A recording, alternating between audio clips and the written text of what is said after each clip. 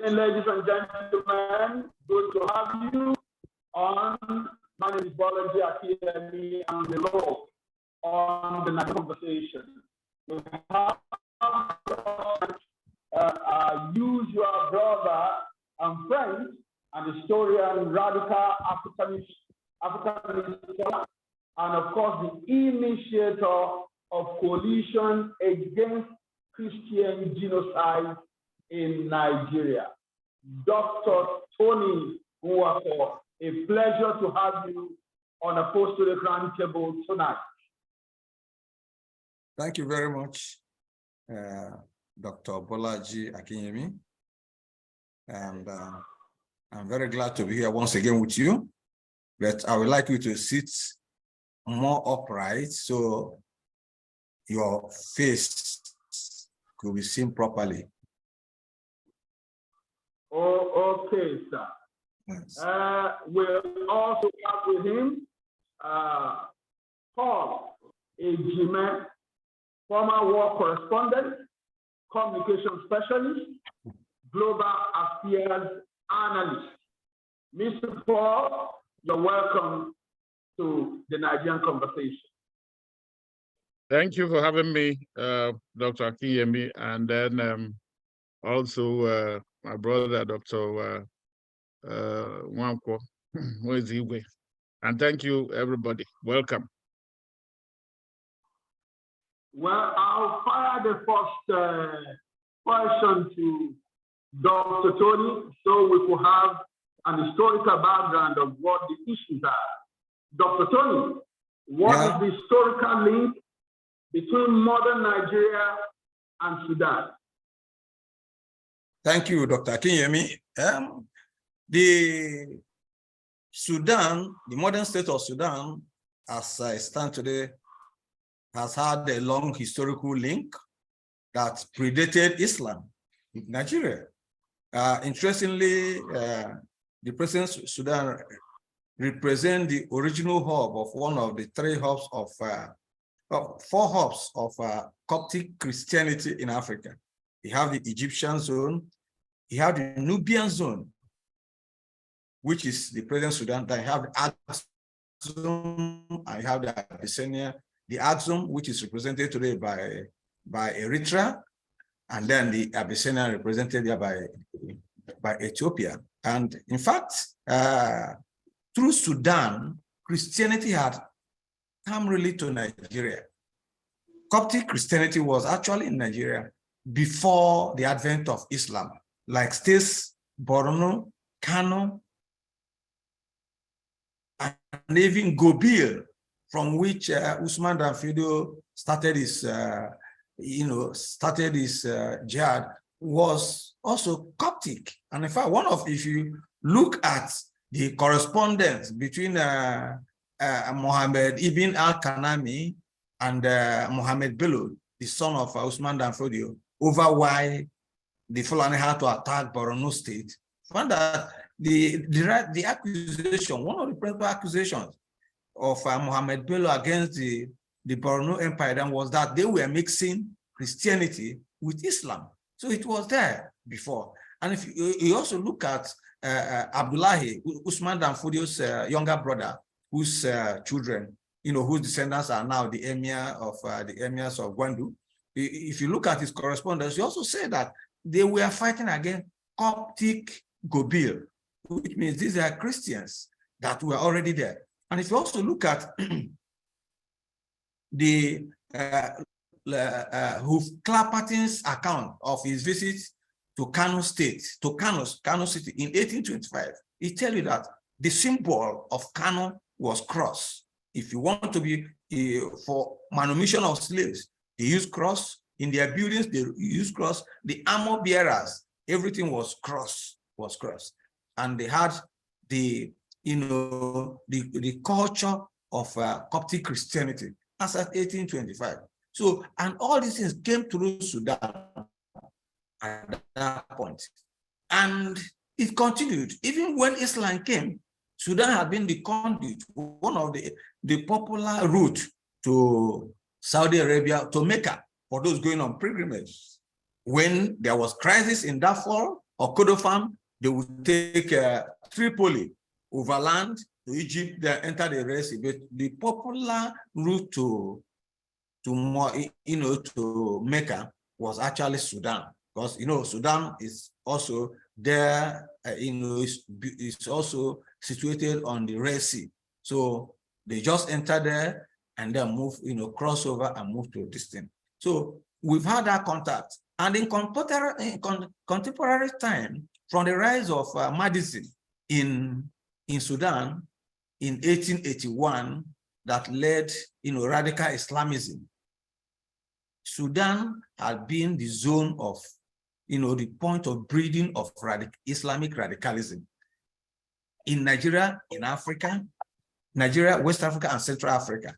And most of the problems, Muslim insurgencies in Central Africa, let's take for instance, in Chad and Central Africa, were actually drawn from Chad, from Sudan. Apart from Wadeye Gukoni, who was sponsored by Muammar Gaddafi, the present one whose son has taken over, and even his inhabitants were all, sponsored by Sudan to take over the Christian leadership of Chad.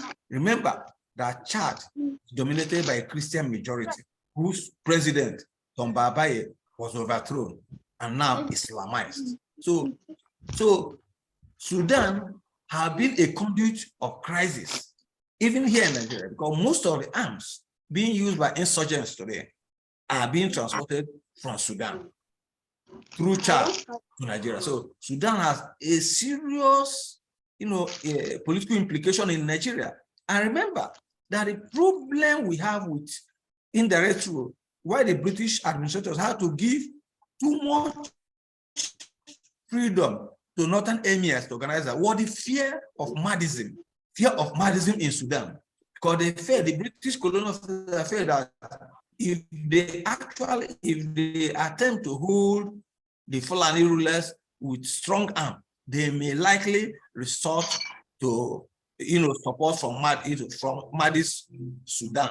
And bearing in mind also that as at the time the European colonialists came, the Sudanese Rabbi Fadla had already conquered Borno Kingdom.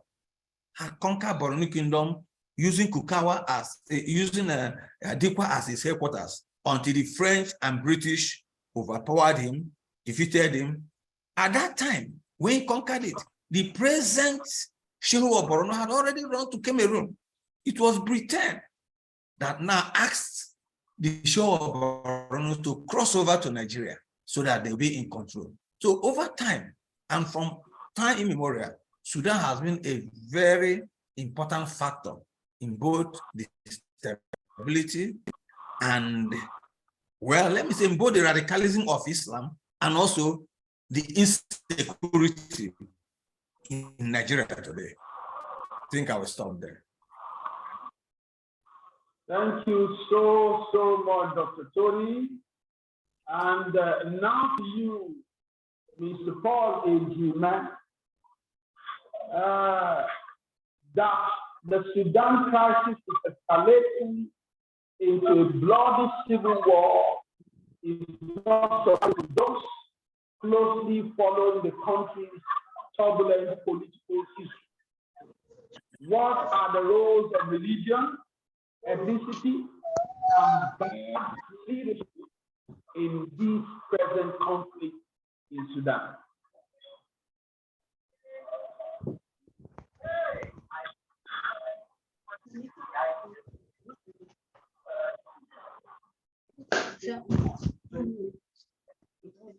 Okay, you unmute yourself.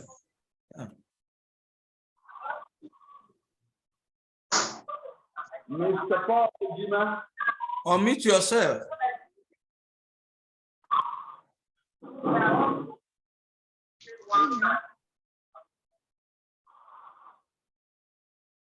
We are not getting you, Mr. Paul Ejima. Unmute yourself. Okay.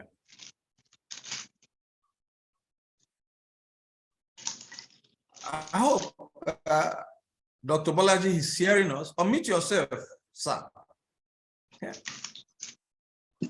Yeah. Yeah. Again. Mr. Paul Ejima, can you be on now? Yes, I think you have been unmuted. Thank you for the question. You were saying what role the, you know, ethnicity, religion, and all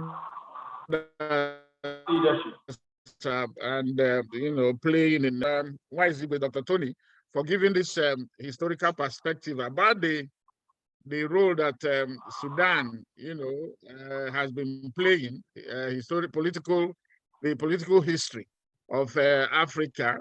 By the way, Sudan happens to find itself in a very volatile region between the Red Sea, you know, Sahel, and then you know, the Horn of Africa. These are all areas that are very restive politically, partly because of the nature of life, the nomadic nature of what we talk about, the religion, and then ethnicity. But here, religion plays the part, like he has said, being the, you know, the roots. Remember the how all the religions came to Africa. You know, Islam came all through that, and then some came through slave trade, you know, the transatlantic post. And then, like he is also saying, how Sudan has played a role with Chad, you know, and all the neighboring countries. And then it's now engulfing everywhere. Libya is there, Chad is there, Niger, and these other countries. Nigeria having to most of these countries, even though in the past, like he said, Chad used to be, you know, had a Christian government or personnel, but the Muslim or Islamization, as it were, has grown, displacing, you know, all the Coptic, beginning from the Coptic, or the, you know, other. What is the situation? And he has that has led to marginalization. Let's talk about Sudan for itself. Remember, let's come back, you know, to the contemporary time, where you have somebody like Umar el-Bashir, who led Sudan from 1969 to until 2019, when he was removed through a very massive protest by civilians, which was then hijacked by the military. This, you know, the man who is there now, El Fattah, and then Hamidit, or Dagalo, if you like, it happened that he was part of it. Remember, if people remember Darfur, Western Sudan, where the conflict started in 2003. And it is for that, because of, there was what they call a lot of genocidal killings. In fact, Bashir has been indicted by the International Court at The Hague to face trial because of the atrocities that were committed over 20 years. What is happening? He managed to raise some military forces, paramilitary groups that he was using to fight that war, and then dealing with those they call the Janjaweed, dealing with those they call the non-Islamic population. You know, that is the genesis of that.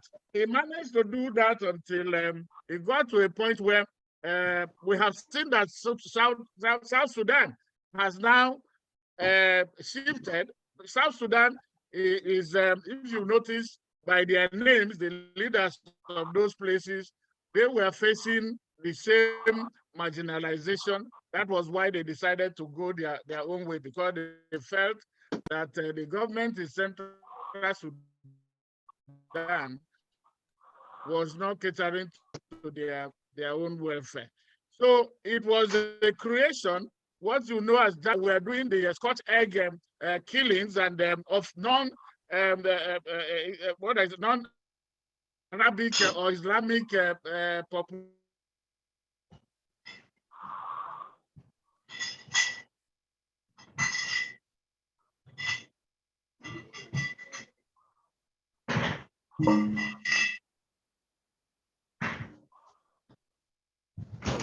Okay, unmute yourself. I think you have some problem.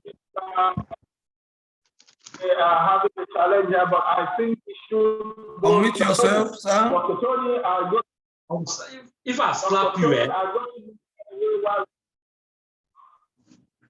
Dr. Tony. Yeah. if it's in making people misbehave, we will start fasting.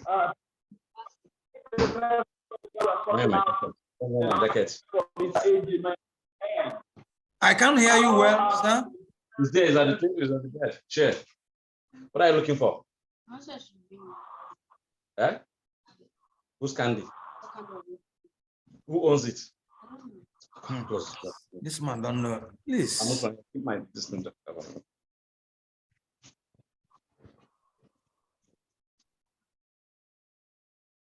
Hello, Mr. Tony.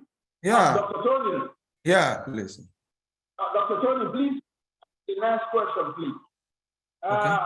There is a relationship between Nigeria and, of course, Sudan, a diplomatic relationship, neighbor of sorts.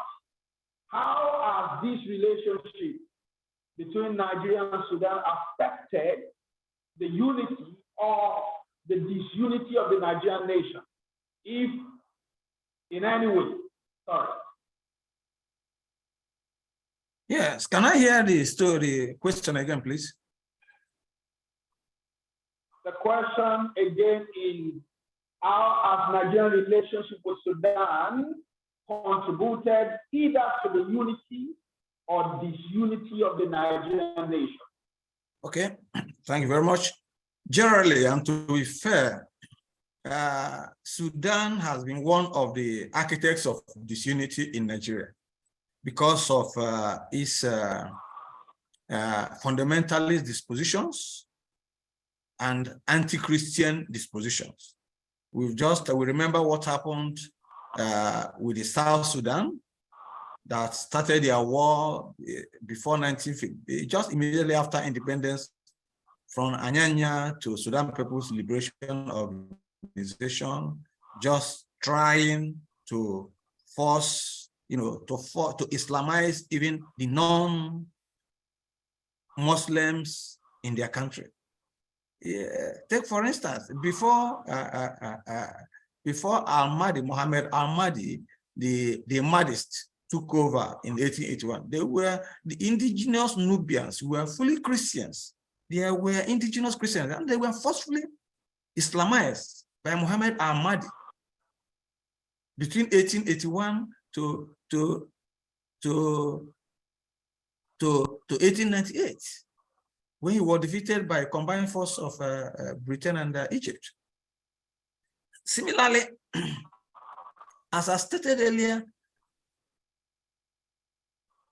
Sudan is really, is a model of jihadists, model of jihad, exploitation of Islamic fundamentalism, not just to Nigeria, but also to surrounding West African countries.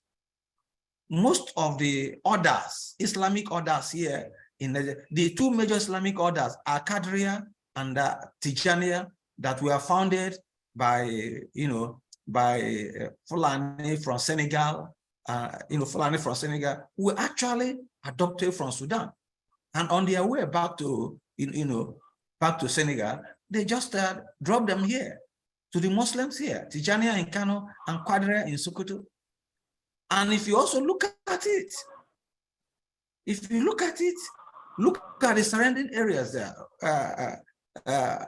Mr. Paul Ejima has talked about the precarious situation of Sudan as a zone of conflict, bordering Red Sea and the Arab world, Egypt there.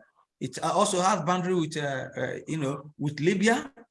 It has boundary with, about a lot of countries, even with Central African Republic. The conflict in Central African Republic today is the combination of Chad and Sudan, because Central African Republic shares boundary with both Chad and Sudan.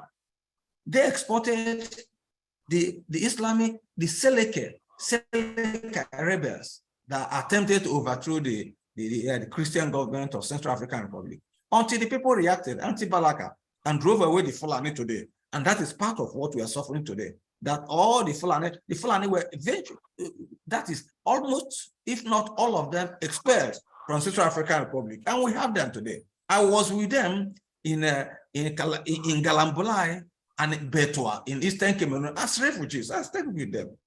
And I interacted with a lot of them.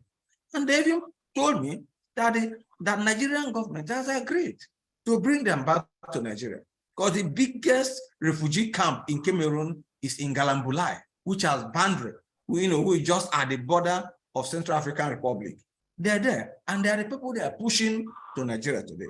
And this as a result of the sponsored insurgency of Sudan and Chad in Central African Republic, which is liberating to Nigeria. And again, if you also look at, when I was in Libya in 2009 during Gaddafi's time, I was informed. I was briefly told on how Asari Dokubo was being sponsored, how he was transporting. They used Sudan, not really directly from Chad, because the Aouz Street that borders Libya and Chad have been under conflict. So most of the weapons Asari Dokubo used were transported through Sudan to Chad, and then using the triangle, the Adamawa Borno triangle, Cross River, Akwa Ibom, then to him. So he found that in the same manner today, most of the weapons that the insurgents are using today,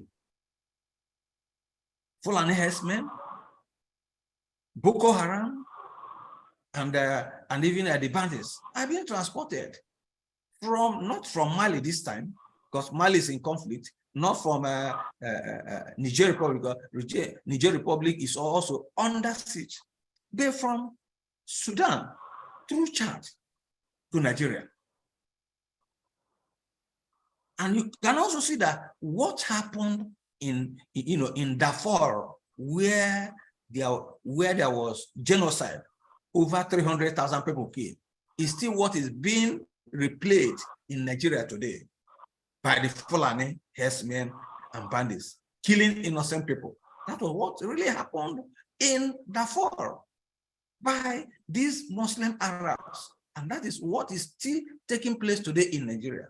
The government creating a separate semi-independent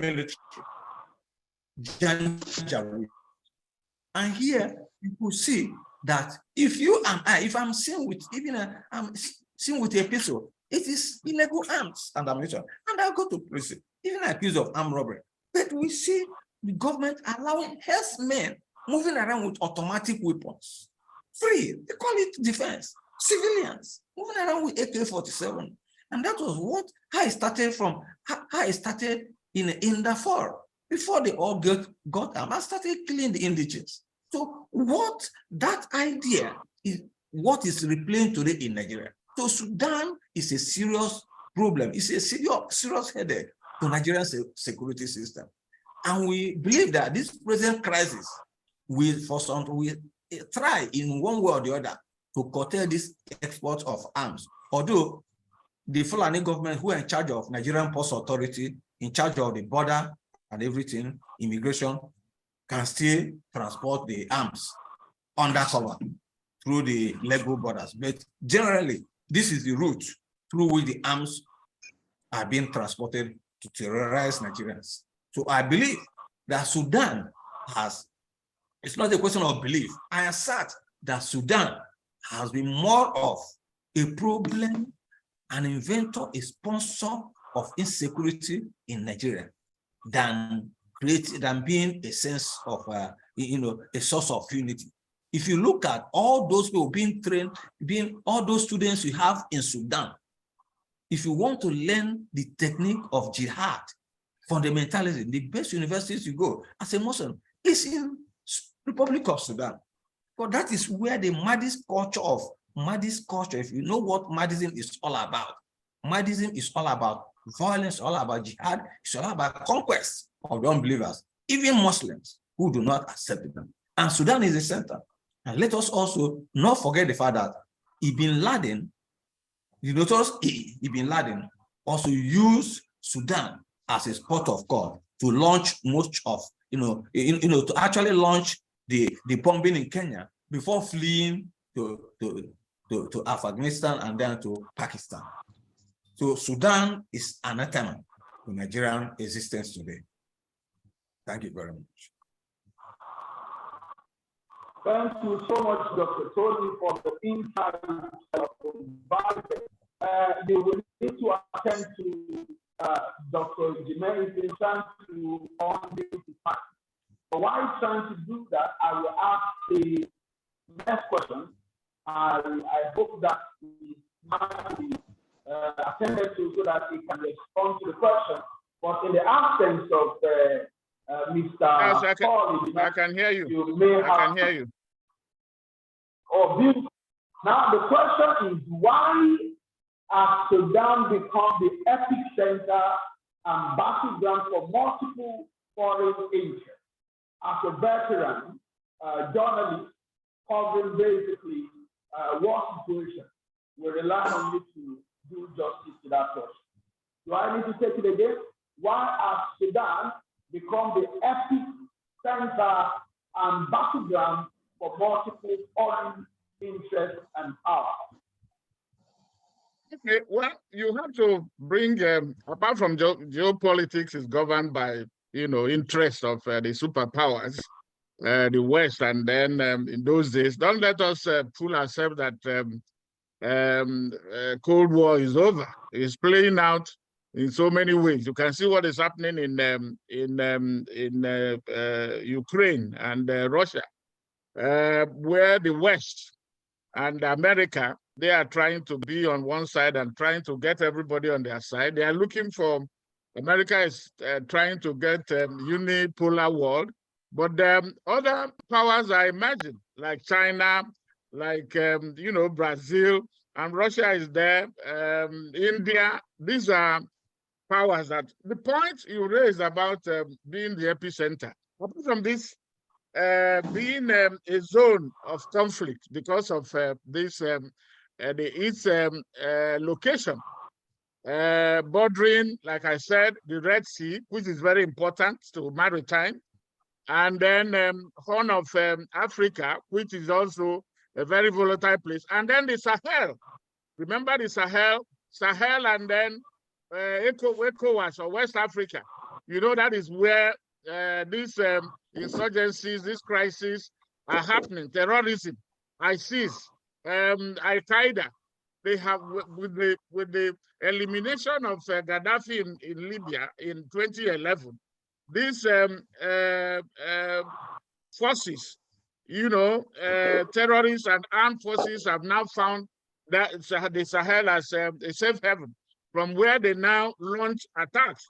A few days ago, it was in Burkina Faso. You hear about Niger. Look at Mali, and then Guinea and others. And then you talk about Boko Haram, which has, like Dr. Tony said, some, linkages with all these other, you now hear of ISIS, West African district or whatever. So it is because of this, a combination of this religious political crisis, plus the fact that Sudan has gold. Don't forget that the gold issue is there, it has agriculture, and then the Red Sea, like I said, is very important. there is, you know, a theory that America and others do not want Russia, which has gaining some you know, mileage in Africa. Is there in Mali, is there in Guinea? Some of these three countries that where the military are ruling now, there is the feeling that they are, since the West, France is no longer their former colonial power. They are trying to sever relations with France and then go and embrace Russia. So Russia, there is the theory that Russia wants to set up some military base in the Red Sea, and America and the West, they are not going to let it happen. And with Red Sea, like I said, Sudan is there. Sudan will be a favorite place for them to have to locate this kind of military outpost. The other one is that Saudi Arabia, United Arab Emirates, they are all interested in what is happening in Sudan, okay? And then US, like I said, Russia is there, and everybody. So it is a case of even the United Kingdom. There is the one you call the Quad bringing US, bringing Saudi Arabia, UAE, and then Egypt is also the neighboring country. They are all having interest in what is happening there. And that is why it has become, apart from when you are dealing with the internal, so it's at two layers. You have the internal problem, internal crisis, and then which is now escalated by the fact of these external forces that are trying to exercise influence over what is happening in Sudan.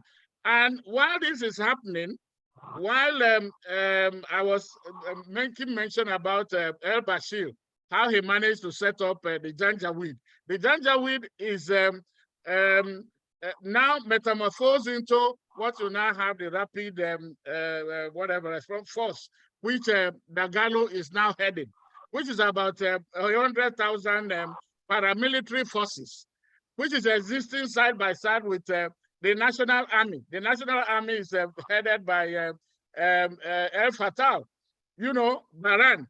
And so it is a case of power struggle. Baran is supposed to be the head, the de facto leader of the military council. And then Dagalo is his deputy. So Dagalo, because he has this paramilitary group behind him, while El Fatah has the National Army behind him. The point is that they are now talking about how to integrate both of them. But the issue is who is going to be in charge, who will control. This is part of the political struggle that is now going on. Will it be the man who is heading the army, or the man who is heading the paramilitary force? And all of them have support from these external forces. The Saudi Arabia, like I said, United Arab Emirates, America is there, Russia is there, Egypt is also there. This is the kind of complex web that we're dealing with. And everybody, they have the interest that where what is it called? The paramilitary force is controlling, they have a gold mine. They are mining gold, they are having support, military support. And so that is why nobody wants to give way. Between Dagalo and Baran, it is do or die. And they can continue to do that so long as they have external backers. And I have named them. All these people that I have, these countries that I have named, all are supporting either side in this conflict.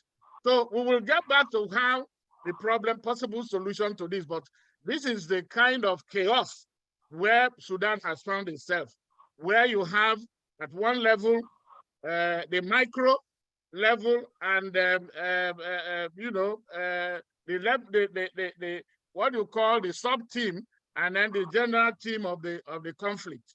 Internally, you have the confusion already between religious groups and then armed groups. And now, when they have, you combine that with external support, what you have is the mayhem that is going on. And unless and until, if this is not handled very quickly, there is a possibility that it could extend to across the region and then become, explode to a very serious war, exceeding just a civil war level. Because everybody, like I said, external interest is involved, external forces, and then plus this internal disagreements. Thank you so much, Mr. Paul Ejima. I need to call your attention to your mention of possible solution. Yes. Tomorrow morning, 10 a.m. Nigerian time, Apostolic Roundtable will be hosting a possible solution dialogue called ATF, where a gentleman, permit me to use that word, who is known to hold a very strong sentiment to the pro-violent Islamic militia in Nigeria, talking about Sheikh Abubakar Gumi.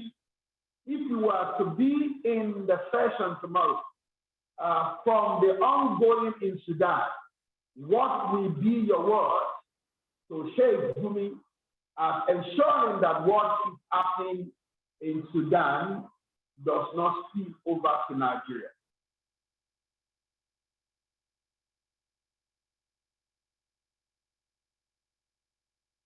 Sorry, I lost you towards the end of, could you please repeat?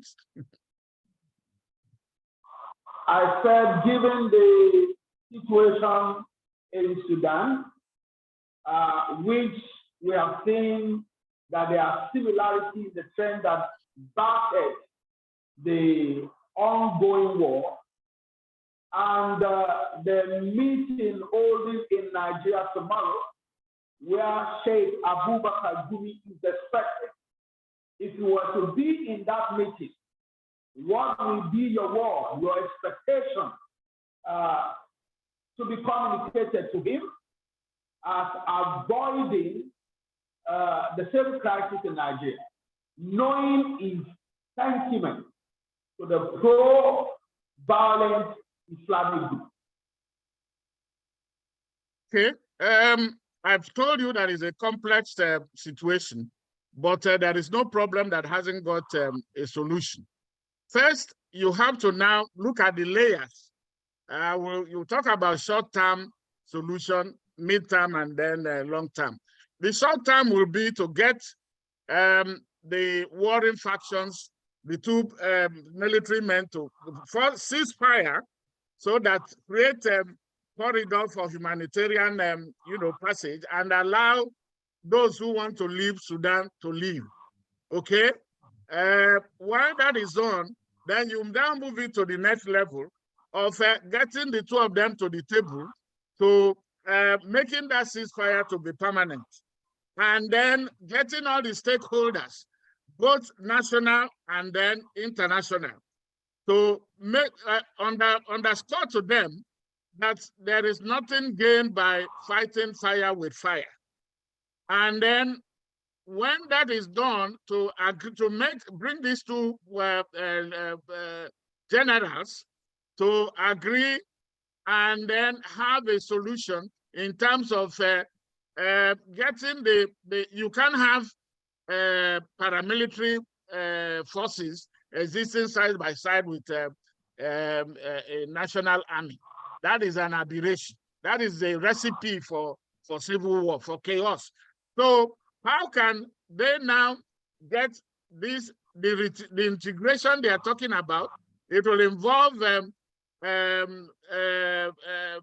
getting some of the people out of the army. How do you now, getting them to demobilization, getting them, removing the arms from them? How do you do that, and what will they be doing? You don't want a situation where you say, well, they have repented or you have disarmed them, and then they find themselves on the streets without job. They will soon go back and collect the same what they have and do what they are already doing, and that is not going to end that situation. Now, having said that, then the superpowers should not make Sudan, Africa, a war, a field for their battlefield, for sphere of influence. It will take the Africans themselves to make that possible. As it is, it's going to be difficult for these two generals to do that. They are going to need help. Where you have a pan-African force, influence. Unfortunately, the AU is supposed to be playing a part. It's not doing that. There is a GAD, the intergovernmental, the RECs, the regional economic communities. One is surprised that the citizens of most of African countries having problems. Meanwhile, Egypt, you hear that report that Egypt is not allowing some Africans to leave. They are demanding visa, exit visa from them. Meanwhile, you talk about African brotherhood. You talk about African unity. Where is that in all of this? It means that they are paying lip service. It will pay, if Africa does not take time, it will remain, there will be another level of colonization. Because if they begin to side with all the superpowers, because they are giving them whatever it is, instead of fighting to become self-reliant, it is going to be difficult. What I'm saying, first, let there be a ceasefire at the interim, so that they will stop this fighting, so that civilians can find. Now, there is no food, there is no water, there is no electricity in some of the places. And so many, more than 500 people going to 1,000 have died. And some 40,000 or so have fled from their country. I mean, the ceasefire will be able to be, if it holds, to be able to make sure that everybody, all these people get back to home. Those foreigners can go back to their countries until everything's quieting down. Students, they can find a way of absorbing them in their home countries. I hear that arrangements is being made for Nigerian students that are coming. I hope they've managed to evacuate them. They can go to school, find schools in Nigeria while they are sorting out that issue. And like I said, get these two generals to agree on a ceasefire and then talk about how, remember, they are supposed to be talking about transition from military to civilian government since 2019 when Bashir was removed. Bashir is being moved from one, house arrest to the other, from one place to the hospital. He has not been tried. Or, okay, they tried him because he has a lot to answer for in what is happening now. That is the problem with dictatorship. He was there for 30 years. Dictatorship do not make any arrangement for succession. And that is a lesson to African countries, that you don't allow authoritarianism or dictatorship to continue, or allow civilians to mess up. And when the military now takes over, we begin to cry about how to now get back power from them, because they love power. It is a lust for power. This struggle that is going on is because these two generals, they feel that there is something in it, but this is at the expense of ordinary people in Sudan, of more than 40 million people. By the way, Nigeria has about 5 million in that country. There is this affinity, there is this collaboration, there is cooperation. Nigeria has a stake in it, so that not only that the crisis there, I tell you that the Sudan lies just very close to the Sahel.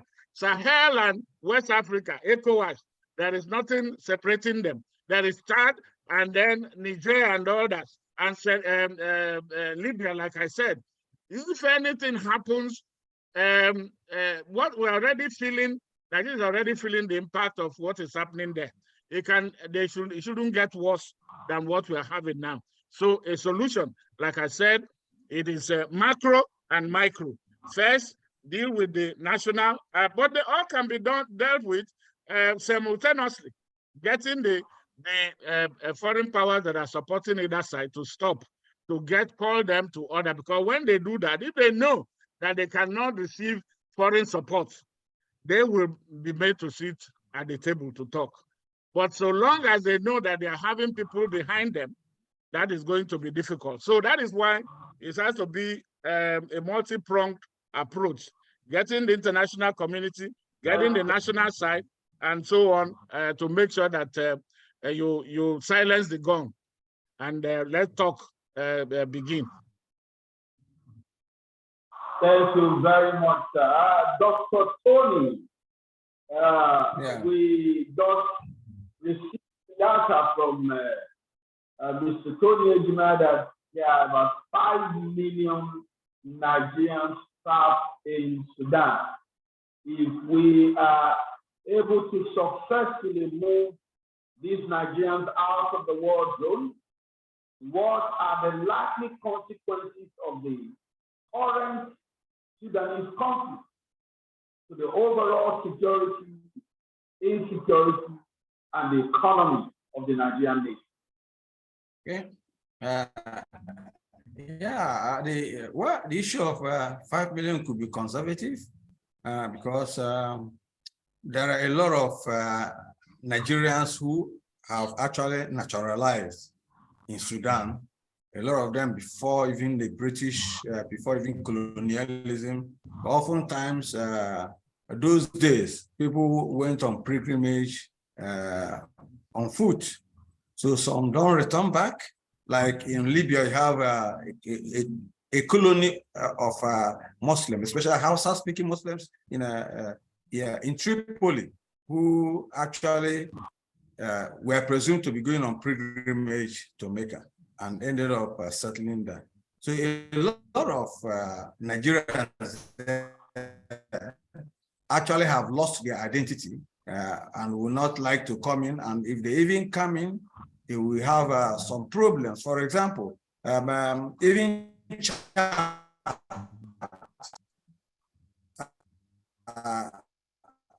was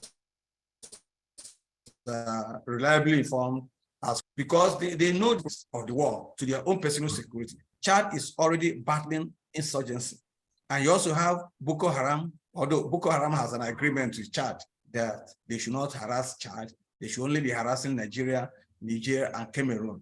But then, because they already have their own, because if they fail, if Chad wants Boko Haram to end today in Nigeria, it will end. Because they're actually the people supplying them weapons.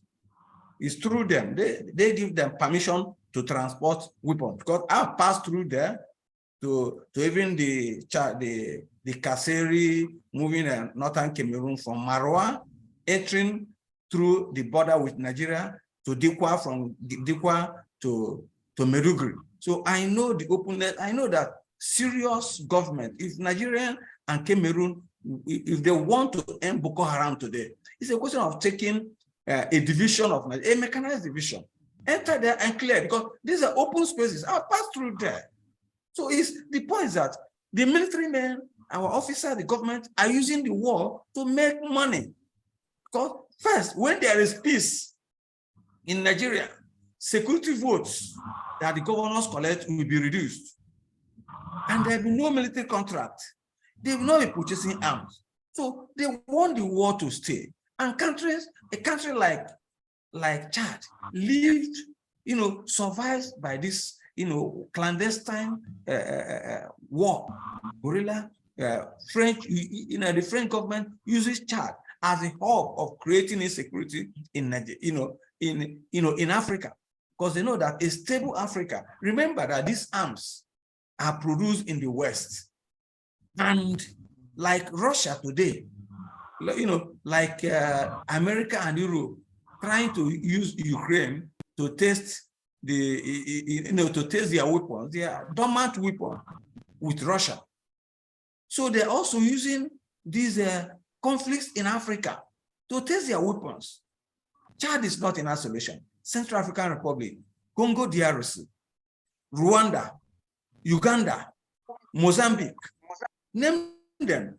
Chad, no, West Africa now. We come to West Africa, Burkina Faso, Mali, and so on. Even Senegal. So they have to carry on. The arms and ammunition industry have to run and create employment for them. So they want the crisis to continue. And this war, as we are seeing it, once Chad opens its door, most of these people, because as at last week, we discovered that about 340 Sudanese soldiers abandoned the battle and escaped into where? Escaped into Chad. And we were told that the Chadian government disarmed them. So you have over 300 trained Sudanese men and soldiers now in Chad. Chad, with their limited resources, will not keep them long. It's either they are sent back to Sudan, which is impossible, or they will trade them with Nigerian Boko Haram and other people. Where they will, because once you're an armed robber, you're an armed robber. If you move from Lagos to Abeokuta, from Abeokuta to Onitsha, your next port of call is to locate where your other criminals are located. That's how they operate. And being criminals, you just fraternize with them immediately. And so those over 300 Sudanese soldiers that surrendered to Chad, you find that definitely their final port of call will be Nigeria. Either to join our bandits, these are trained military men, join Boko Haram or Islam. So overall danger of what is going will affect Nigeria adversely security-wise. And also, most of them too will escape, because that was what happened in Libya. When Libya collapsed, crisis began in earnest in Mali and Burkina Faso, because most of those soldiers who escaped with their arms and ammunition. You don't use it, they also sell them to make ends meet. And under chaotic situation, armed trafficking excels most. So we are going to see in Nigeria, if care is not taken, an increased incidence of banditry, insurgency, and even harassment attacks on our people.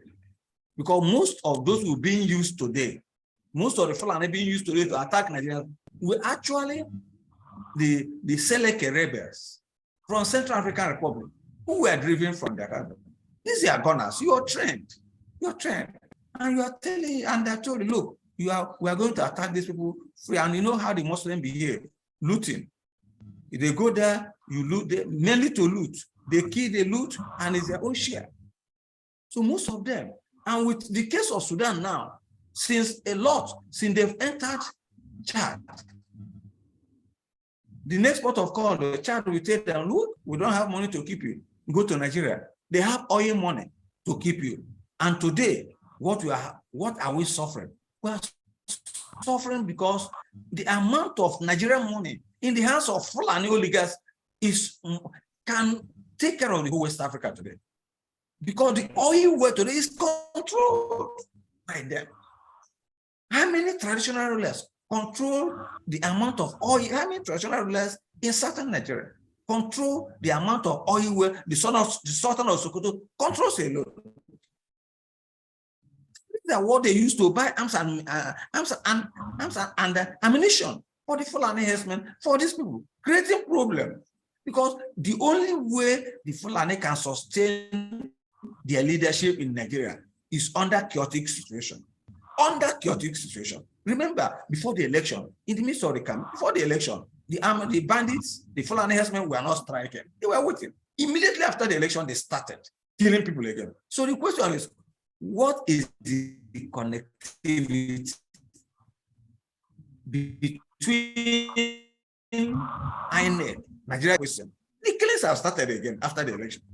What is the connectivity? That is the question we have to ask ourselves. And why are Fulani? I was disgusted. Few days ago, the Sultan of Sokoto was in Enugu with other people organizing a handshake or what. Handshake, when your people are clean, our people are besieged. And none of those culprits have been charged to court. You commit an offense today in southern Nigeria. You either killed or you are brought to the court of justice and imprisoned for murder. Among these people, murder, when you kill somebody, it makes no sense. And you're telling us so the Sudanese case is going to create more problem for Nigeria, because if Abraham, the chairman of the transitional government, wins, all the Janjaweed who are part of, because the rapid response force was actually the transformation of the Janjaweeds that committed heinous crimes, in Darfur to semi-regular army. So if they are defeated today, where will be their target? It is Nigeria, because already they've started, the battle has also shifted to Darfur, where they are starting the fight. And next to Darfur, you have Kudu. Next to Darfur is Chad, and next to Chad is where Nigeria. So Nigeria should be expecting their consequences from what is happening in Sudan today. Thank you.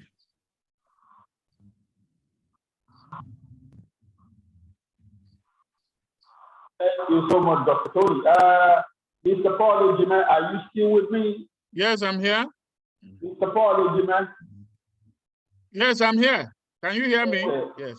Now, this is your question. Okay. Yeah, I can hear you clearly, loud and clear.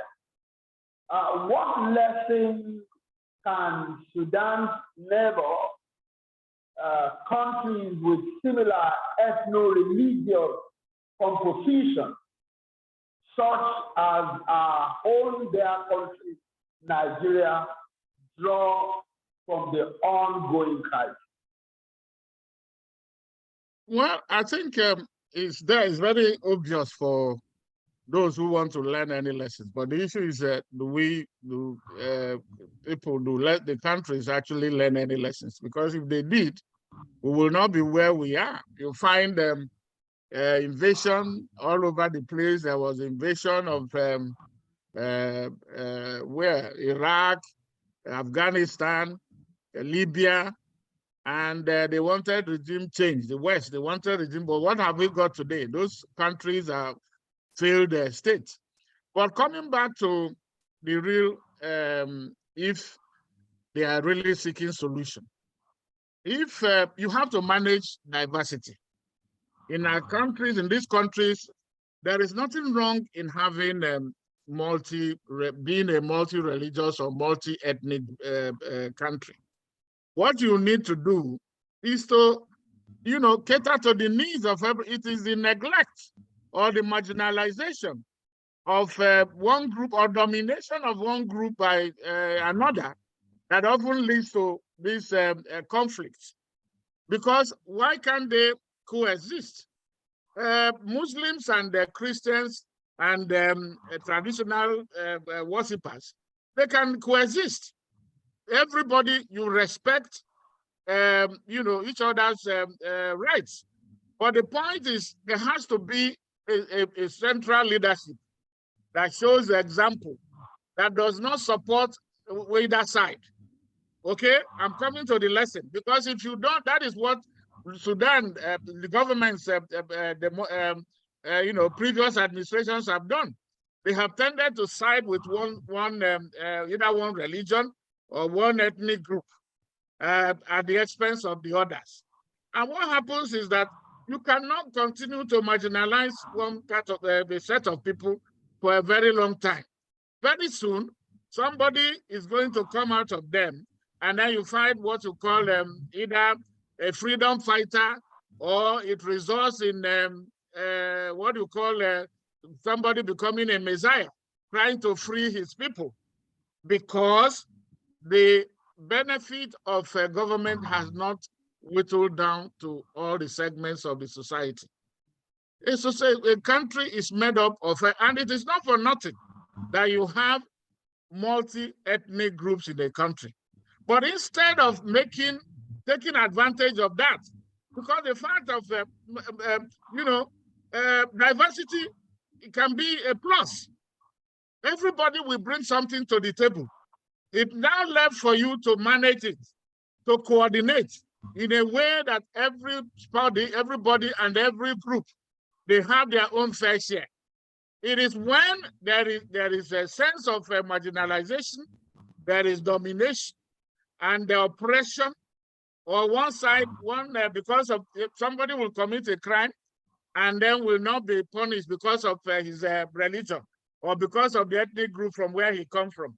In Nigeria, you say he's a thief, but he's our own thief. He's corrupt. But if he's from our side, then you don't leave him. He cannot be prosecuted. Or when you start prosecuting somebody, that is when they will bring up the issue of religion. Where has he come from? Who is he? Where is he coming? So it is the bad management of, or the ill management or non-management of diversity that creates this problem.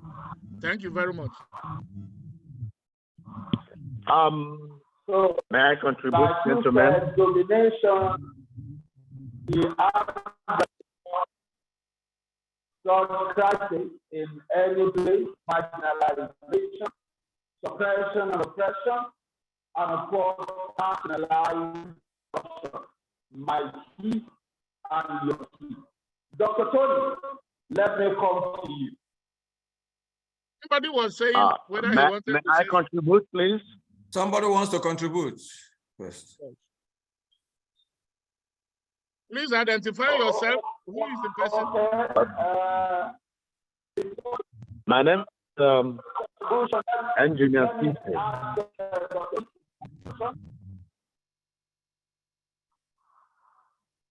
Dr. Akinyemi, I don't know whether you can hear the fellow who wants to call. What is his identity? I can see somebody who has a phone but the name is not there. Is he the one trying to contribute? Yes. I think it would be good to have yes, somebody to. Yes. Yeah. Okay, please. Maybe you can unmute him so that before you get to Dr. Tony. Or what do you think? No, he doesn't need he doesn't need to be unmuted because Okay, so he can continue talking. Okay, yes, he can talk. Yeah, he's dialing from US. So please, can you introduce yourself? Okay, gentlemen, good evening. My name is Engineer CJ. I am here courtesy of Dr. Tony Weziwe and Dr. Agugwa. Okay. You guys have all spoken well, but my opinion will clearly show a generational shift from all you have discussed so far. What I wanted to ask was, in the Bible, Acts chapter 2, verse 7, it says, when the people heard this, when I heard all you said, they were pricked in their hearts and said unto Peter and to the rest of the apostles, men and brethren, what shall we do? So my first question is, men and brethren, what shall we do? I'm asking that question to attempt to answer it. Not for you to answer me. I've listened to all of you. And I'm in so many fora with many of you. One thing that is missing here is the willingness to call a private part Toto and not call it private part. By that I mean the willingness to be unapologetic and not caring to be politically correct. I don't want to be politically correct. I want to say it the way it is. The Sudan you see today is the Nigeria of the next 10, 12 years at most. Nothing Nothing, I repeat, nothing will stop. The Sudan you see today is the Nigeria of next 10, 12 years at most. If he gets there, he might not get there. But if he gets there, 12 years, that will be the Sudan you'll see. It will be in our doorstep. I used to think it was Nigeria on the way to on the road to Rwanda, but it has gone beyond Rwanda now. Because some of us, I'm an Igbo man, I would IPO. First, will not die like Jesus with our hearts fresh fighter.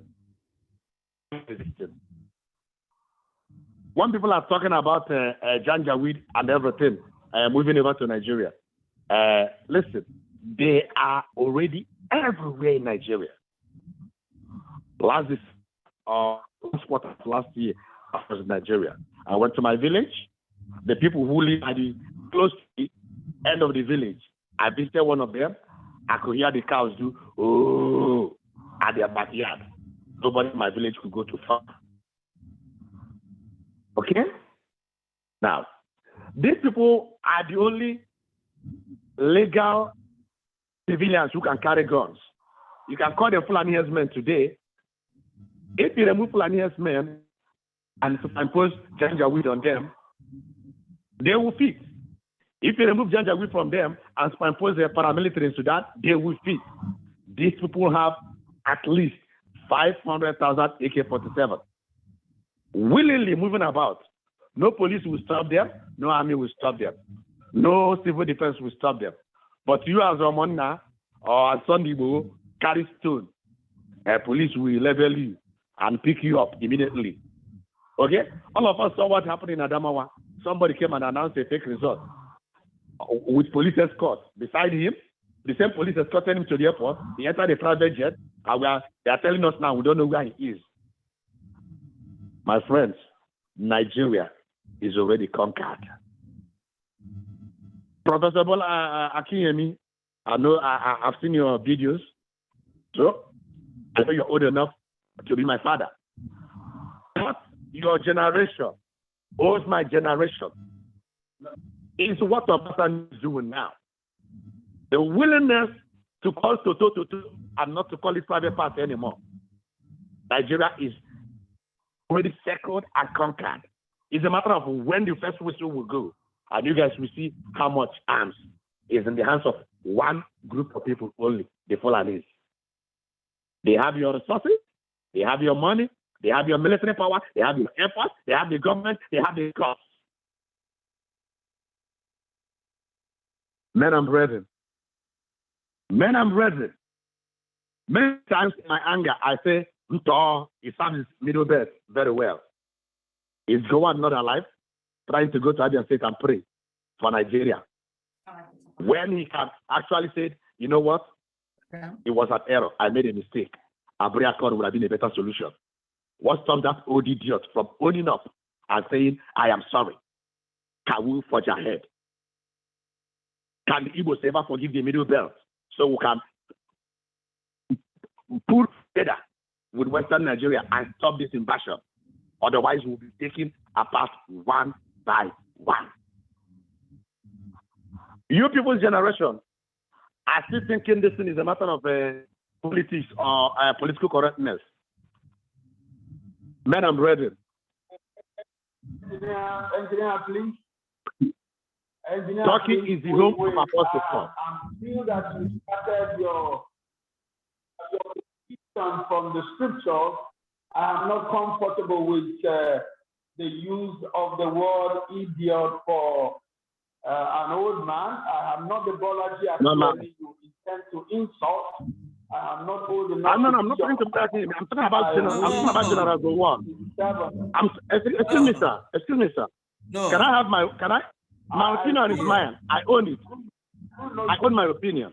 No. No, but you cannot be using such language in a forum. No, I think gentlemen, I think Dr. Bolaji, can I come in? You don't need to be offended. The only thing you have to say is to correct him. Oh, I am not the Bolaji you are talking about. I'm a different Bolaji. Because it was, Bolaji, I know you've had, you've had a lot of this problem of misrepresentation. So, no. I'm not defending individuals that are not here, but we are hosting this program and persons are not here, and languages are used that are uncharitable. We should be able to mention that. Now, let me go to question I need to ask you. Let me finish my point, gentlemen. Let me finish my point, please. Let me finish. I said I asked that question to answer, and I have not finished. Please, I was enough to listen to all of you. Please listen to me. Like I said, is a generation achieved. Those younger than me would have started throwing stone before now. Okay? I am in my 50s. Those who are in their 20s and their 30s are even less patient with this nation. Okay? You guys need to understand it. Back to what I'm saying that it would have been better for General Gowon to do what Obasanjo is doing. Even though he's not fully apologizing, he is showing some remorse. But Gowon is going around praying for Nigeria and deceiving himself. Okay? Can you please round up, please? Thank you. Okay, that's what I'm trying to round up. So, in all honesty, what I'm trying to say is that this generation, your generation, must be willing to say, if Nigeria cannot be saved, can we peacefully break it up before we get to Sudan or before we get to Somalia? Thank you. Okay. Dr. Bolaji Akinyemi, please, excuse me, can you bring your picture up so we can see you and know that you are not the old man he's talking about? Oh, I'm sorry about that. I was saying is the other picture I normally see. I'm sorry about that. Well,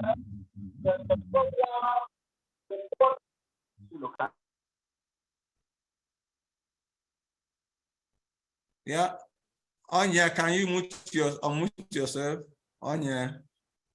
Okay. Is it my own Anya? Yes. Yeah, we don't have to here. Yes, we have to. The last speaker is my twin brother, so he's on here. I'm also on here. Okay. Well, he didn't mention. Bolaji Akinyemi, can you please unmute yourself? Dr. Tony, I'm having, okay, thank you so much.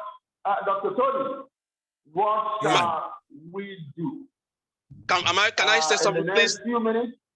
Yeah, let me just talk first before.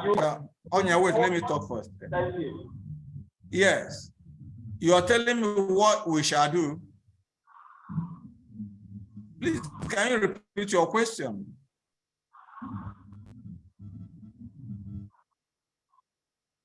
What shall we do? What is the way forward? Okay, thank you very much. It's a question of who shall be the cat. The cat, the mouse knows that the cat will always eat him. They know that is the enemy, but the issue that when he's coming, how do we know? They say, now let us go and bury the cat. But the issue is who will go and hang, which rats or mouse will go and hang the bear on the cat's name. That's the problem with Nigeria. The basic point is, I don't know.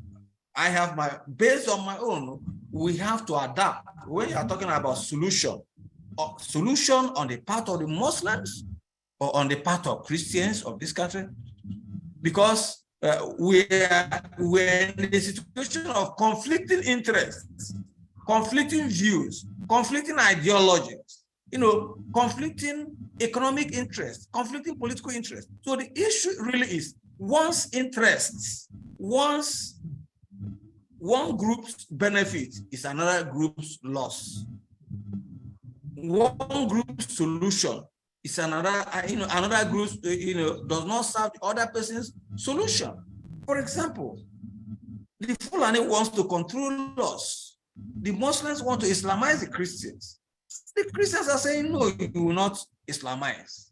So how will you not tell the Muslims who want to Islamize the Christians, whose Quran, whose holy book has told them that the only way they can go to heaven is to Islamize the unbelievers, and if they refuse to be Islamized, you kill them.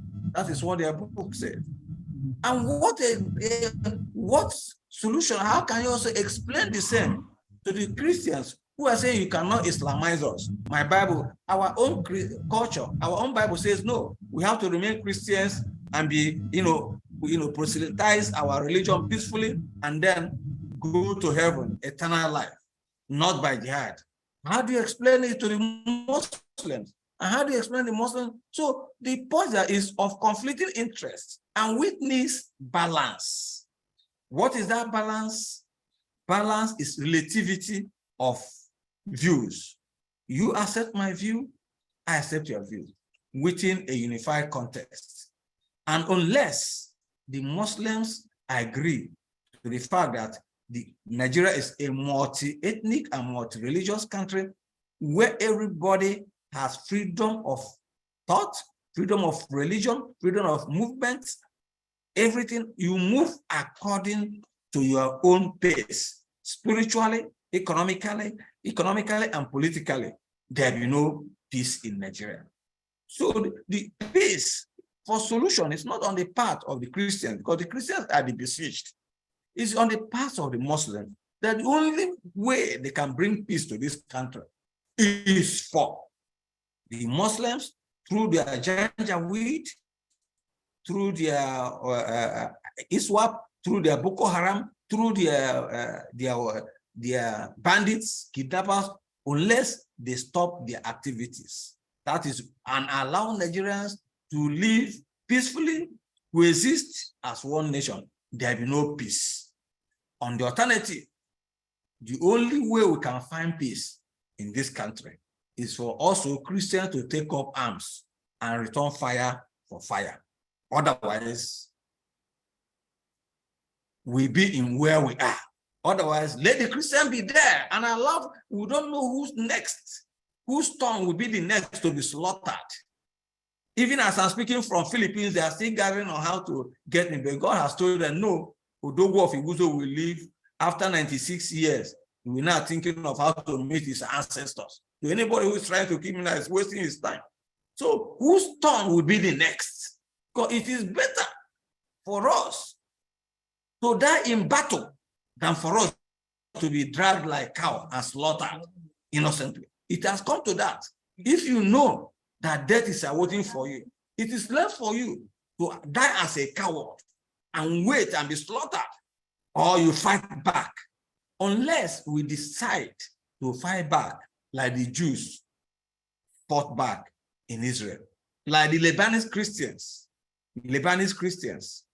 fought back in Lebanon, like the Central African Republic owners of the land fought back when the combined force of Seleka rebel, Chad Republic soldiers, and Sudanese rebel overthrew the government by force, the government of Central African Republic, where Christians make up 90% and Muslims 10%. They overthrew the army, drove away the president to Cameroon. Then the people rose, anti-Balaka, with machetes and sticks, and drove even the army and everything. They ran. And today, there's semblance of unity and respect in Central African Republic. Unless we do that, and everybody realizes his limitations in this country, there will be no peace in this country.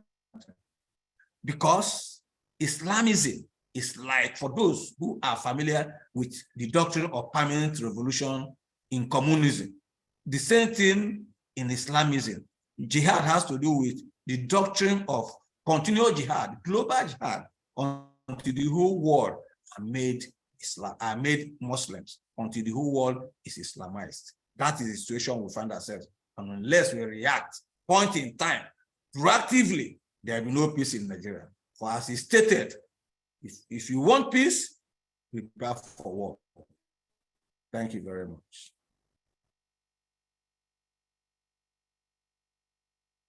Yes.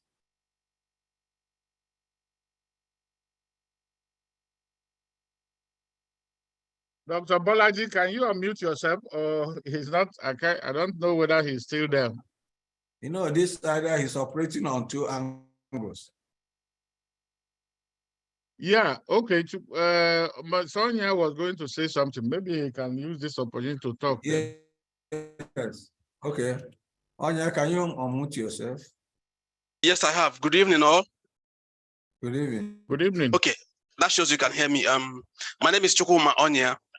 Well, some call me Dr. Onya. I got my PhD in conflict and resolution. I joined this meeting very late when I got the prompt from my twin brother, the person that spoke from his phone. I didn't know where you people started, but I mean, looking at the topic and the title, and I'm concerned about the lessons for Nigeria, particularly for the genocide going on in the middle belt of Nigeria, some of which many of us have spoken about, emanating from Sudan. A lot of us have spoken about the role of Sudan in the current insecurity in Nigeria today. Well, we already know that Sudan is not only fueling the insecurity in Nigeria. Sudan was named as a terror sponsoring state until 2 years ago when Donald Trump, my former president, removed it from the list. I hope we all know that. And we also do know that, as Tony mentioned earlier, that Bin Laden spent some years in Sudan. And in fact, the former president gave one of his daughters to Bin Laden as a wife.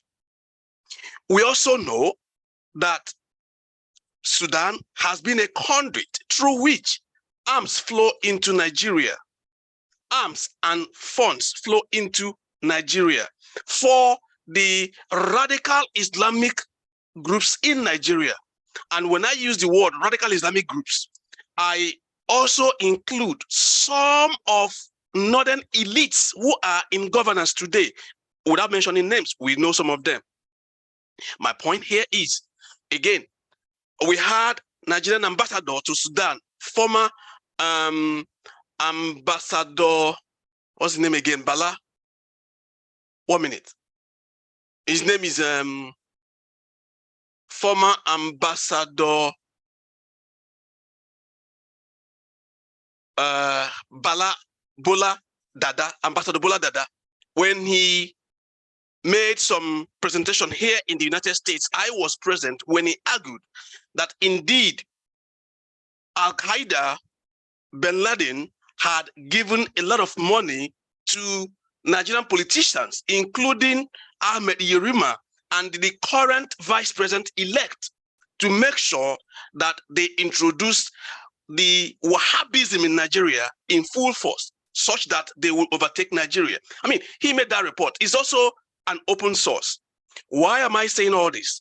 The truth is, there is no empirical evidence to suggest that the northern Muslims in northern Nigeria are open to coexistence with other non-Muslims in Nigeria.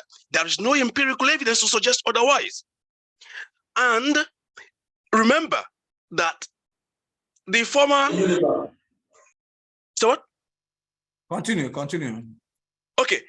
You remember that the general had told us that, like Tony said, if we do not take arms to defend ourselves, we will die in our sleeps.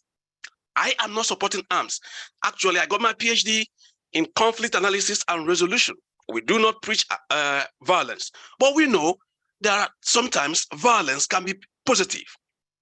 What I'm stressing here is that, like Tony said, it's either the northern Muslims are willing to coexist with other communities, other identity group in Nigeria peacefully, or other identity groups who have no option than to take up arms and defend themselves. The choice is ours. Like I mentioned earlier, there's no evidence to suggest that the northern Muslims are interested in peaceful coexistence. One of these things I discovered through my research my PhD thesis is that the huge number of Muslims in northern Nigeria are indeed in support of Boko Haram. Huge numbers. I'm not talking about the poor masses begging on the street. I'm talking about lawyers, doctors, politicians who are interviewed. Some of them are interacted with. When you ask them, for example, why are they in support of Boko Haram? They will say it's crazy for anyone to think that they support Boko Haram. But when you ask another question down the line, you hear some of them saying that had they known that Boko Haram will eventually attack Muslims, they would never have supported Boko Haram. So you see the hypocrisy here. The challenge, however, is unless the other Nigerians of different identity group, especially Christians, in the Middle Belt, in the East and in the West, work hand in hand, ask, what shall we do? How shall we do it? And decide to defend themselves. Probably many of us will die in our sleep. Tony mentioned Lebanon. Indeed, it used to be predominantly Christians. It has been taken over. I have colleagues who are Lebanese. He mentioned Yemen and other places. The truth is, when bin Laden was in Sudan, that was when he declared a fatwa. If we know what fatwa means, it simply means an ordinance by a high Islamic cleric. And the fatwa was over Nigeria, Kenya, and South Africa. He said, Islamize it. If you cannot, then break it up. Break Nigeria up and merge yourself with whatever you have in northern Nigeria, with your brothers across the border, Sudan, Niger, Chad, and part of Cameroon. Be one nation and let the Christians go. But their primary goal is to Islamize. And that is what makes some of us to believe that there is indeed no difference between the so-called Boko Haram or their various breakaway factions, be it ISWAP or Ansaru, and the so-called Fulani herdsmen, or what we have going on in Northwest, which is the banditry. They are all the same people in different names. Their objectives are not significantly different. So, having known this, like one of the contributors, my twin brother, said, brethren, what shall we do? Tony also asked similar question. I am not supporting violence, but we will be foolish to believe that the Muslims in northern Nigeria will change. I also heard the question about what is the implication of what's going on in Sudan for the crisis in Middle Belt, and perhaps the crisis are all over Nigeria. Like I said earlier, Sudan being a conduit through which funds and ammunitions get into Nigeria. These Muslims in northern Nigeria today indeed are taking advantage of the instability in that region, in Sudan, going through Central African Republic. And like Tony said earlier, that is how weapons come in. They would not stop that process. Unless we stand up and make a demand for the northerners, northern Muslims, to stop the idea of Islamization, otherwise, if you like, call it the Fulanization. Unless we make a serious demand and get the international community to hear our voice and mandate it on them to stop these senseless killings, they will not stop. Thank you so much. Thank you. Well, Dr. Tony, I think you should have the floor now and round up the night. Yeah. Okay. Am I going in by summary or by way of question from you?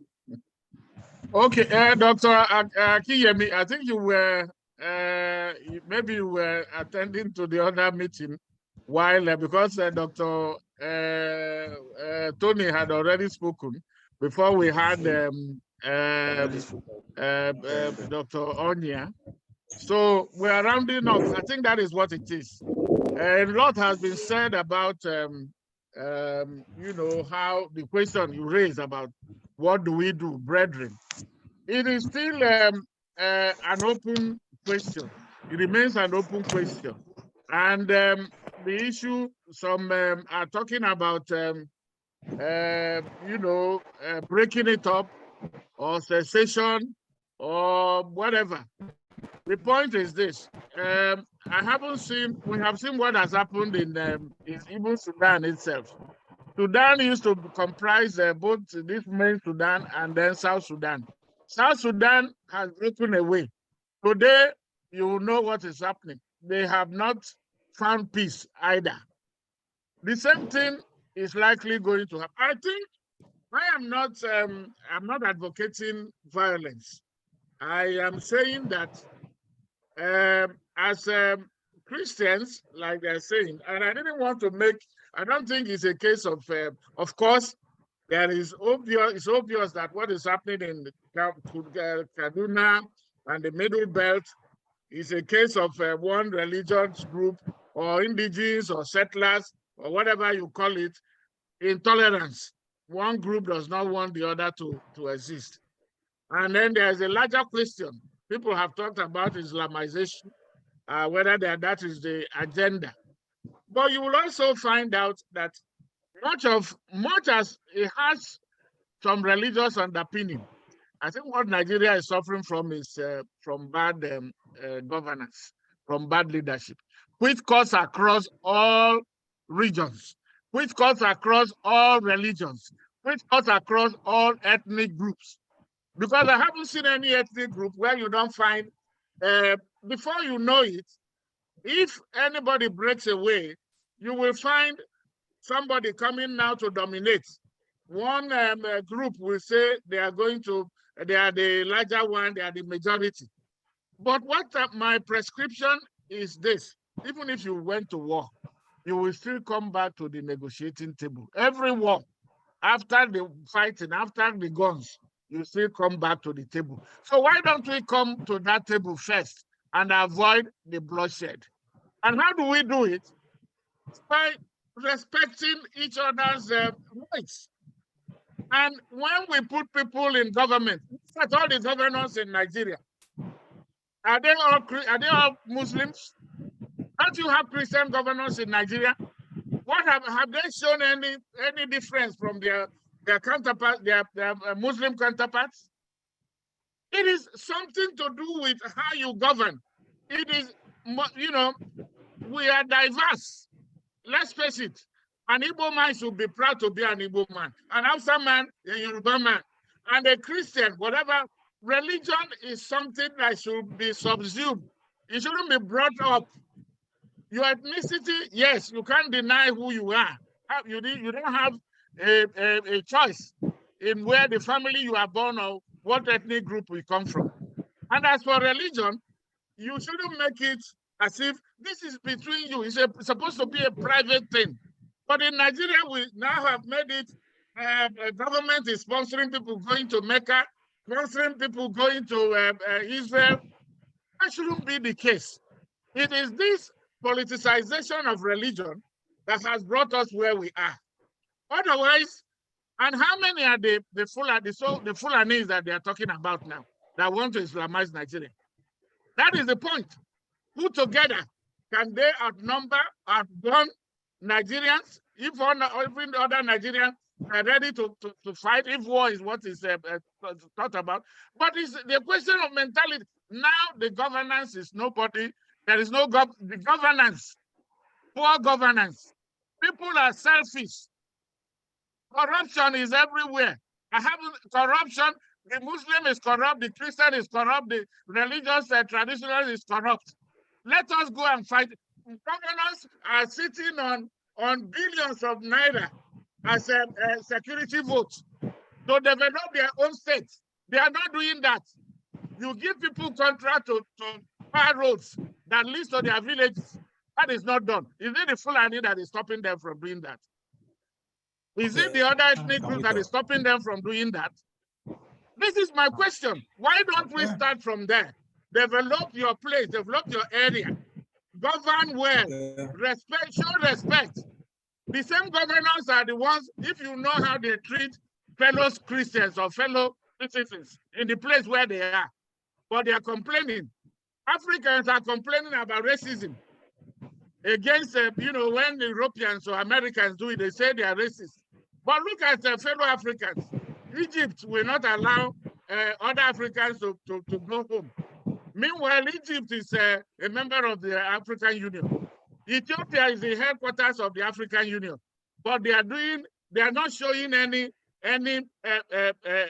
cooperation. They are not showing any brotherhood. Okay. That is where we have to, and it starts from home. Let us begin from home, from our own home, to put things right. And then we can talk about what all outsiders are doing. If we go and check everybody, what we are doing in terms of governance, even homes, parents are not living up to their responsibility. It is not just Fulani so that others can talk. Please, just summarize. So that's why what I'm saying, that I don't support this issue of everybody carrying guns. You see, America, every day, you know how many deaths there is happening. One person takes the gun to begin to shoot every 5 people, 10 people. America has a greater deaths on that.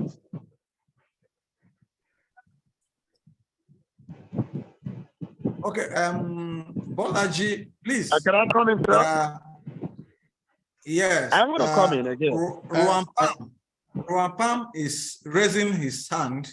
But before Ruampam, before you talk, I know you came late. Let me correct some impression Mr. Paul Ejime has put in by telling us to forget about religion. And I think he's a war correspondent. And we are not joking. I am in Philippines today. And I know how I moved here. I know how I came up. I moved from Nigeria through Oron, from Oron through Bakassi Peninsula by open outboard engine for 6 hours on the high sea and landed at Limbe. And that Limbe, what is going on there?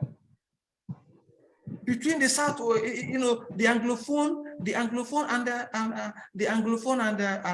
and these people, and the French. Yes, that one is not religion. Yes, you go to where? Mali, it is not religion, ethnic. Rwanda, there's war. In where? Rwanda, there's in Congo, DRC, there's war. 3 types of war. There are the M25 fighting. There's also the Islamic insurgency fighting Rwanda, DRC, and Uganda. Islamic insurgency. There is there. Where? We just talked about Central African Republic, which was an attempted jihad conquest. We have talked about Chad, where the major ethnic groups there are the Sara, and they control the oil there. And they've been overthrown and massacred by Hissène Habré. And that was why Hissène Habré was sentenced, was accused of genocide and sentenced to life imprisonment before his death. Sarah in that place. And Mozambique, it is jihad. So how and Nigeria today, they're killing people with jihad. You are telling us leadership. Jonathan has been in leadership. Obasanjo has been in leadership. And we know, even though the corruption was there, we know that corruption was by what? Was handled with minimal respect.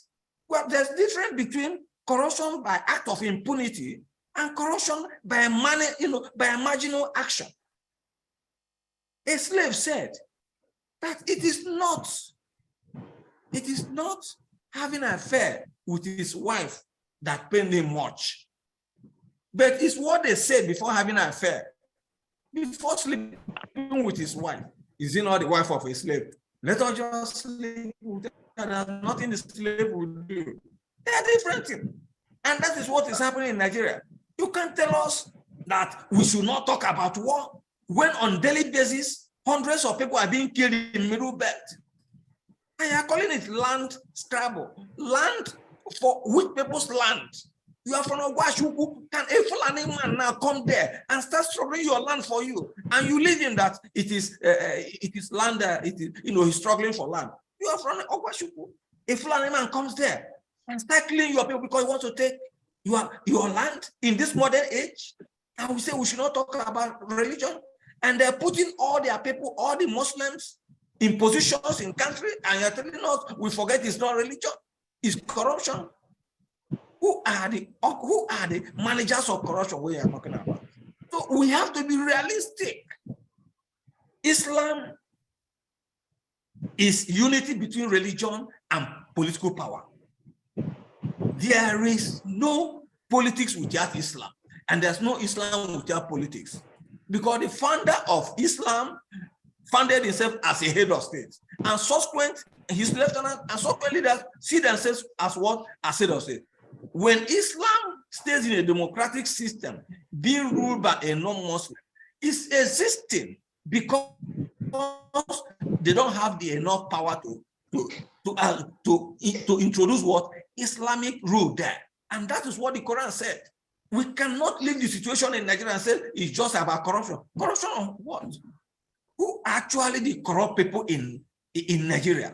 The Igbo man makes his business, makes money. His first target is to make his mark on his people by constructing roads, awarding scholarships, training people, bringing his people into the business. How much do Muslims do with their hard-earned resources, with all the money they are collecting from our petroleum, our petroleum fund? How far have they been using it to develop the North? You are talking about corruption. And when you're even talking, they've been in power now for how many years? And what is the poverty ratio between North and South? What is the per capita income between the Muslims, even in the Yoruba land? You go to Yoruba land, even with Tinubu being there, if you go to Yoruba land, there are differential, there are strong disparity between the per capita income of Yoruba Christians and per capita income of Yoruba Muslims. In the Yoruba land, Yoruba Muslims, you see most of them taxi drivers, mechanics, technicians. Bolaji, I hope I'm on the right way. You're on course, sir. Yoruba land, where we have them, the most developed, and that is what Tinubu used it to build up sentiment. The Christians are dominating them. The opportunity is there because Christianity talks about progress. It talks about enterprise. It talks about competition. It talks about morality, moral judgment. Islam only talked about authoritarianism. And that is why they said the worst Islamic ruler is better than the best Christian ruler. So it doesn't mind if you try to take Nigeria forward as a sincere leader. So long as you are not a Muslim, you will never be treated as a good leader.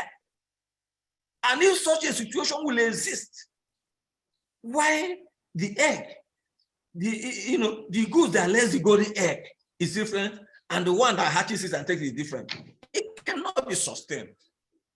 It cannot be sustained.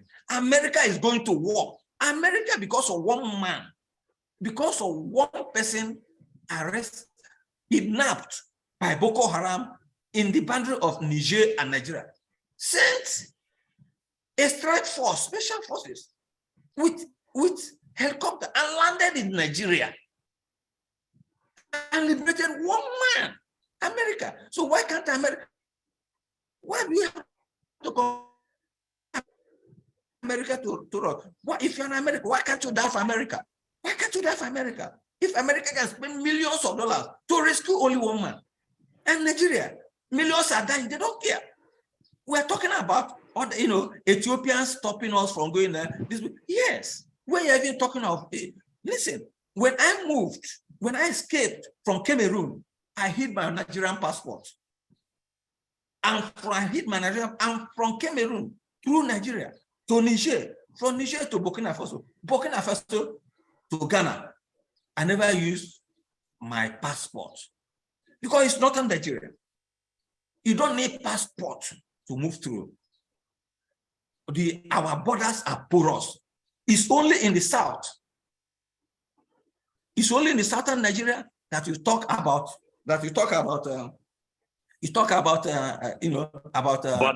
Yes, upper border. And we're saying, and they're telling us we're in the same country.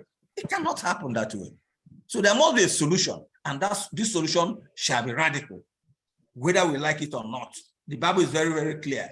Without the shedding of blood, there can be no salvation. Let us not mince words about that. Thank you, Okay. sir. I think the last speaker, you are now coming down to my generation. You are coming down to what we believe and what will ultimately end us. What we're asking the other generations to do, especially those of them that are still alive, is to acknowledge some mistakes. Okay? Yeah. Let's build bridges.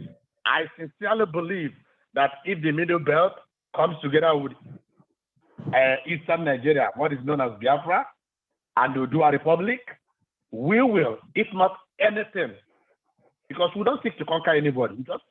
We're seeking to extricate ourselves. We're seeking to just remove ourselves from this doom that is impending. Okay? Yes. If you go, I was in Nigeria, September, October, November, December. If you go home, if you go to Igbo land, where there's no war, you see roadblock everywhere. But in the north, there are arcade and everything, all of them. You will travel from Bauchi to Gombe. You will not see any soldier. You travel from Bauchi, Potiskum, Meduguri. You will not see anybody. Okay? You, a kidnapper, Wadume, was arrested. Army came to shoot up the police that had him and release him. Okay? They were looking for Boko Haram leader. They found him in government house, Boronu government house in Abuja, Boronu government lodge in Abuja. People are kidding. Thank you. Thank you very much, sir. I believe that every time we have to talk about Nigeria, the subject cannot be exhausted. It just go on and on and on and on. I have a very sensitive day ahead of me tomorrow, and I will appreciate if we will call it a day tonight, and then we look forward to some other time together on the Nigerian conversation. My name is Bolaji O. Akiemi, not the former minister of external affairs, but a man who is God's ambassador to our generation, if you like, maybe heavenly minister's affairs, as it has to do with humanity in Nigeria. Thank you for your time. See you again. Thank you, sir. From you before we shut down. Thank you, sir. Thank you.